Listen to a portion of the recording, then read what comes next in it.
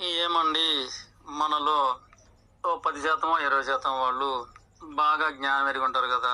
సర్వధర్మాలు తెలిసి, పాప పుణ్యాలు తెలిసి, వ్యవస్థ లోపాలు తెలిసి, బ్రతుకు మలుపులు తెలిసి, ఈ విధంగా జ్ఞానం ఎరిగిన వారు 100కి 10 మంది కూడా ఉండకపోవచ్చు. అయితే ఇట్టి జ్ఞానాన్ని ఇతరులకు బోధించే ప్రయత్నాలు కూడా చేస్తుంటారు.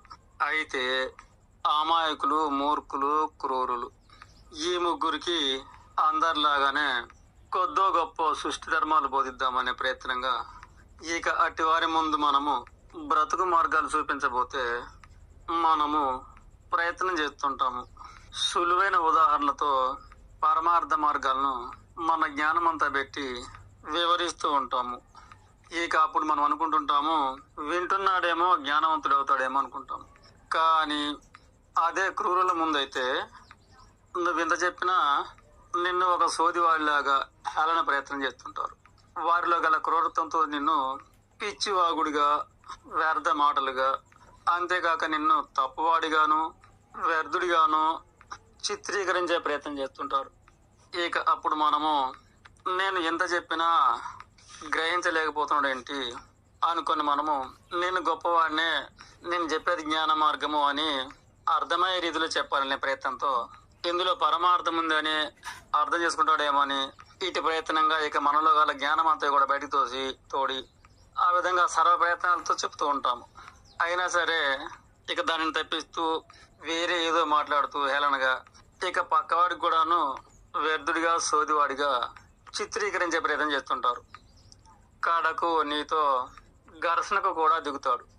ఇక ఆ స్థితిలో నువ్వు అనుకునేంత చెడ్డవాడిని గాను, నేను గొప్పవాడిని అంటూ సర్వ కోణాలతో ప్రదర్శించబోతుంటావు. కాడకు వాడిదే పై చేయి అవుతుంది. కనుక క్రూరులకు ఏ రకమైన హితవు బోధించకూడదు. ఇది తెలుసుకోవాల్సిన విషయం. ఇక అలాగే మూర్ఖులకు కూడాను చెప్పే ప్రయత్నం చేస్తే అసలు వాడే మూర్ఖుడు కనుక నీ మాటలనేవి వాడి చెవితో కూడా పోవు. ఈ చెవితో వింటూ ఆ చెవితో వదిలేస్తాడు. ఇక నువ్వు అనుకుంటావు, గొప్ప బోధన చెప్తున్నాను కనుక మార్పు వస్తుంది అనుకుంటావు. చెప్పిన మాట చెవికాడ చెరిగిన పొట్టు రోటికాడనట్లు ఆ విధంగా పాపం నీవు ఎంతో ప్రయాసపడుతూ ఎంతసేపు చెప్పినా ఈ మూర్ఖుడు నిన్ను హేళన చేయడు, కానీ ఏ మాత్రమూ పట్టించుకోడు. వాడిలో ఏ రేవంత మార్పు కూడా రాదు. కనుక మూర్ఖుడు ముందు కూడా నీవు వ్యర్థుడిగానే మిగులుతావు. ఇక అమాయకుల విషయానికి వస్తే నువ్వు చెప్పేది వాడికి తప్పుగా తోస్తుంది. వాడికి బెల్లం రాసిన కత్తాలుగా చెప్పాలి. వంచన చేసి చెప్పేవాడి మాట శిరస వహిస్తారు, వేదంగా స్వీకరిస్తారు. అట్టి వారికి ఎట్టి చాకిరీ చేస్తూ ఉంటారు.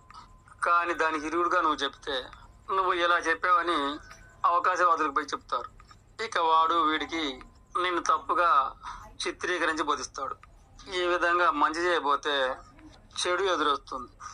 నేను సర్వము తెలిసిన వాడినే కదా, వారికి ఎందుకు అర్థం కావడం లేదు అనే ప్రయత్నంగా అనుకొని మరలా కూడా బోధించే ప్రయత్నాలు చేస్తుంటావు.